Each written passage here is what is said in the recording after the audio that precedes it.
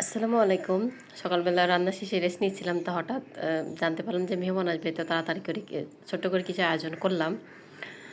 তো ছোট করে একটা ব্লগ শেয়ার করবো আপনাদের সাথে। তো দেখতে পাচ্ছেন আমি এখানে অনেকগুলো রান্নাবান্না করলাম, খুবই অল্প সময় ছিল। তো আমি এখানে ডিম সিদ্ধ করে নিয়েছিলাম, এখানে মাছ ভাজি করবো, এটা মুরগির মাংস ছিল, এটা গরুর মাংস ছিল। তো এখানে আমি প্রথমে গরুর মাংসের জন্য মশলাটা ভালো মতো কষিয়ে নিচ্ছি। গরুর মাংসটা এবার ভালো মতো কষিয়ে ভালো মতো রান্না করে নিব। আর গরুর মাংস কার কার পছন্দ বলবেন। এরপর আমি মাছগুলো সুন্দর করে ভেজে নিলাম, নুন হলুদ মাখিয়ে সুন্দর করে ভেজে নিলাম। এরপরে ডিমগুলোও ভেজে নিলাম।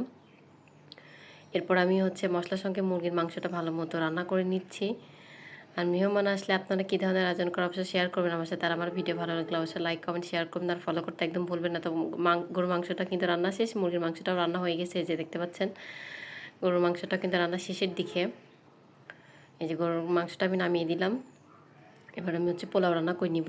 তো আমি কিন্তু পোলাওটা সবসময় সিম্পলভাবে রান্না করতে পছন্দ করি, অনেক বেশি মশলা দিয়ে রান্না করি না, শুধু নর্মালি তেজপাতা মশলা গরম মশলা দিয়ে আমি পোলাওটা রান্না করতে বেশি পছন্দ করি। আমার কাছে সিম্পল পোলাও রান্নাটা ভালো লাগে।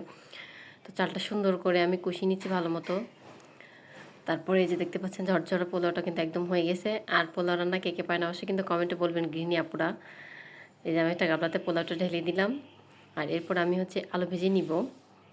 তো এখানে আমি এভাবে কুচি কুচি করে আলু কে কাটতে পারেন বলবেন। তো আমি কিন্তু এভাবে কুচি কুচি করে অত ভালোভাবে আলু কাটতে পারি না, চেষ্টা করেছি। তো আলুটা এবার সুন্দর করে ভেজে নিব। আর এভাবে কিন্তু আলু ভাজা আমার খুব ভালো লাগে।